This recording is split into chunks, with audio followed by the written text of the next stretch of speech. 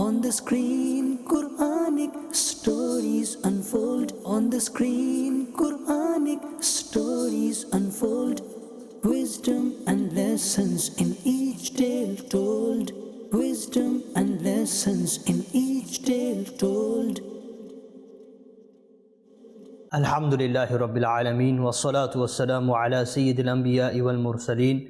Amma ba'ad, fa'a'udhu billahi minash shaytanir rajeem. Bismillahir Rahmanir Rahim. As-salatu wa salamu alayka ya Rasulullah wa ala alika wa ashabika ya Habiballah. As-salatu wa salamu alayka ya Nabiyallah wa ala alika wa ashabika ya Nurullah. Welcome back to our program, the Quranic stories. Alhamdulillah, we have been reaping the blessings of this series, learnt many stuff and much more to come also. Today inshallah we're going to talk about a very senior, a very special individual in the history of civilization, none other than Salih alayhi salam, the nation of Hud alayhi salam. Allah subhanahu wa ta'ala sent another nation called Thamud. This nation was in replacement of the previous nation. These people resided between Sham and Makkah, and they resided in valleys, in mountains. Allah subhanahu wa ta'ala gave them great strength, and not just great strength, He also gave them many different resources in their land, and then certain types of instruments or technologies or advancements at that time which allowed them to become a more developed civilization. And these people, as they became more engrossed in the love of the dunya and more engrossed into their environment, the luxuries Allah subhanahu wa ta'ala gave them, they became more ungrateful of Allah subhanahu wa ta'ala. Initially they started off being decent, but then after a very short period of time they began to divert from the straight path, divert from the truth. They became very arrogant. They had this mindset that they were free, or they didn't depend on Allah subhanahu wa ta'ala, they didn't depend on a creator. They had this mentality that they are self-sustained, self-sufficient. Alongside this, they were very resourceful in the sense that whatever they had available, they made good use of this. And it got to such a point that they really held on to their resources, and they would not allow their resources to go into anyone else's possession. For example, they had some sort of equipment or some sort of technology where they were able to carve out from large rocks. They were able to make moldings, or it's mentioned that they would reside in mountains, so they would carve out mountains, and the water sources, they would use the water from that for their advantage as one of their great technological advancements. And then later on in the story we'll get on to what really happened and why this nation is mentioned in the Quran and what their issue was. Allah subhanahu wa ta'ala sent them a prophet. Now this prophet, generally when a prophet is sent to a nation, in the previous episode we talked about Hazrat Shamil alayhi salam. Now Shamil alayhi salam and even Talut radiallahu an, these individuals, they weren't from an affluent background, so they weren't very rich, they were not kings, they were not leaders, they were from the average in terms of dunyavi wise. They didn't have much in possession, they weren't high of status in the eyes of the dunya. And when they were sent to a nation, the people had doubts that, look, I am a very, very rich person, I'm a powerful person, I have authority, and now we have this person who in dunyavi terms is inferior, and he is a prophet. And this would put them into doubt, this would put them into confusion, and this would be a trick of the shaitan, and they would fall into this trap of rejecting that prophet, that Nabi. Whereas in this case, Hazrat Salih alayhi salam, he was very rich, he was very beautiful, he was very powerful, he had status amongst his community, everyone respected him. Likewise, in the sense where Prophet Muhammad sallallahu alaihi wasallam, he was from the most noble of tribes. and he was from a very respected background, a very affluent background. The language was perfect, the people were perfect, the area he was from, everything was just perfect. So he was from amongst the Arabs as well, and he was from the highest, most superior tribe of the Arabs. Same with the Prophet ﷺ, we have Hazrat Salih alayhi salam. He was from amongst the people and he was high of status. So it wasn't that he had this inferiority in dunyavi aspects, he had this superiority.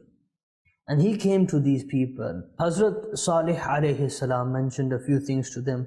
He said to them, first and foremost, believe in Allah subhanahu wa ta'ala. Don't think you are mustaghni from Him. Don't think you are free from Allah's command.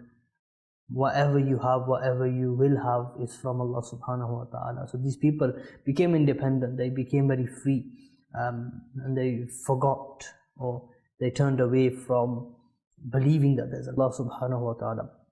Hazrat Salih alayhi salam, his first point to them were that number one, believe in Allah subhanahu wa ta'ala, know that He is your sustainer.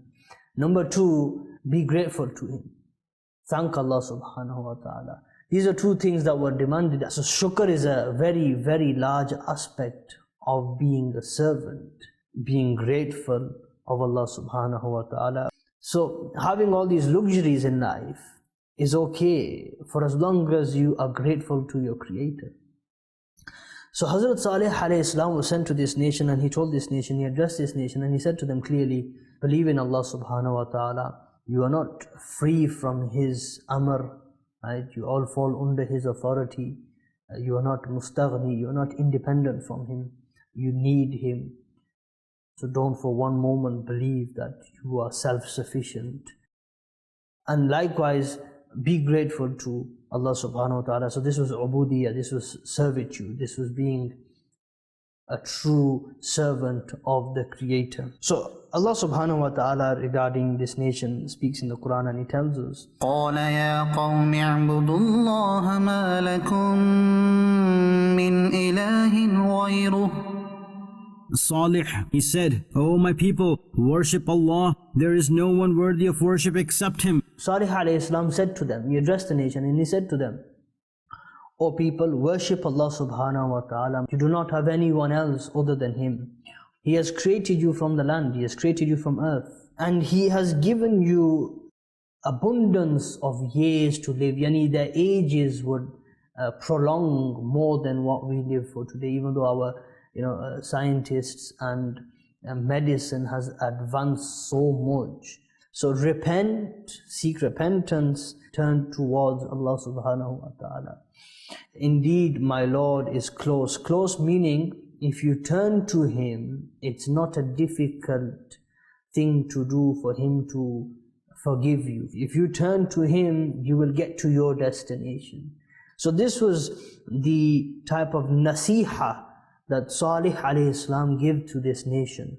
The nation replied and they said to Salih alayhi salam, and it's mentioned in the Quran, قَالُوا يَا صَالِحُ قَدْ كُنْتَ فِينَا مَرْجُوًّا قَبْلَ هَذَا أَتَنْهَانَا أَن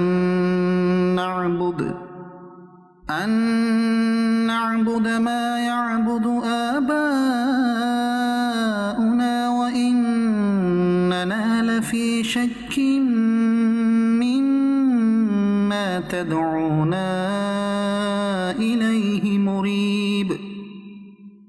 They said, O Salih, you seemed very bright amongst us before this. Do you forbid us from worshipping the deities of our forefathers? And we indeed have a deceit invoking doubt regarding that which you're calling us towards. O Salih, you lived amongst us, and we had many high hopes of you prior to this incident. Yani before you gave us this lecture, we had high hopes. We thought you were one of us. Are you now preventing us from worshipping what our forefathers worshipped?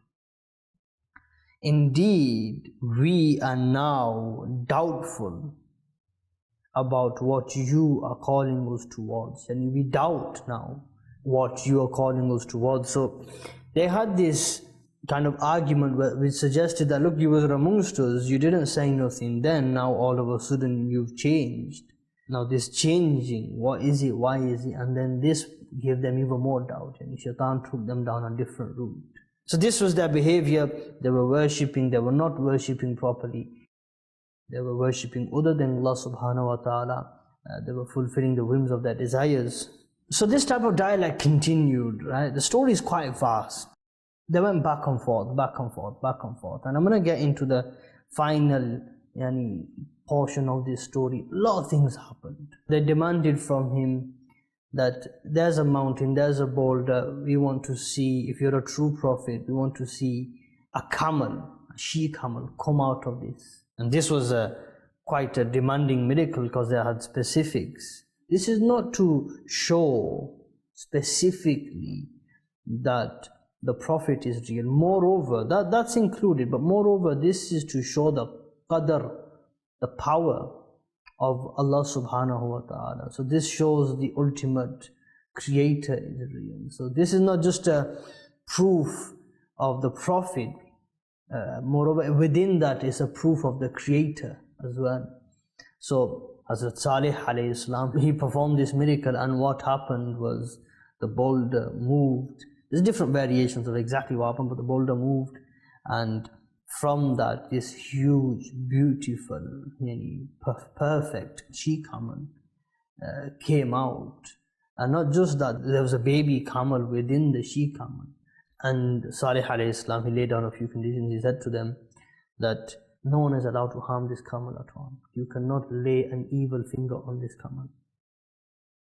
That's one condition. Another condition was that, so they had one reservoir, like one water source in their area, which they would use, and the entire community, the entire nation would utilize that water source. And that water source was one of their main resources. And that was what they would use to not just construct, but to literally utilize in their daily consumption of water. And the economy of the entire nation depended on that water source. So Hazrat Salih alayhi salam, he said, okay, when I perform this miracle, one day you will use the water source, okay? And the second day, the camel will use the water source, right? And on the day that the camel uses the water source, no one else is allowed to use the water source. And this took out such that it was even other animals didn't go near the water source on the days that the camel was drinking from the water source. And then the third condition was that if you still do not then believe in Allah subhanahu wa ta'ala after performing this miracle, then prepare yourselves for very strong punishment. So what happened was, briefly, the camel, on the day that it was her turn to drink from the reservoir, from the water source, it literally drained the entire water source. And because the entire economy depended on this water source, it really, really offended the people of Salih alayhi salam, the nation of Thamud. It gave them pain that we made a deal with Salih alayhi salam when we assumed, or we didn't know how much water this camel is going to drink. But we didn't think it's going to drink everything. Basically, after making this deal, they went back on the word, and they sat down and discussed. They said, we cannot continue like this. We depend on this water source, and if this continues, then we are destroyed. Forgetting that Allah subhanahu wa ta'ala is the provider. So they completely neglected the promise. They broke all conditions, basically. They didn't accept Allah. They eventually didn't allow the camel to drink. And then the first condition, which was do not harm the camel. So then they decided, Qadr bin Salif was his name, a very evil person. He came up with this idea that we just get rid of the camel. And what they done, they came out with this crazy idea to go and slaughter the camel. And they done so. They broke all three promises, which invited the punishment of Allah subhanahu wa ta'ala.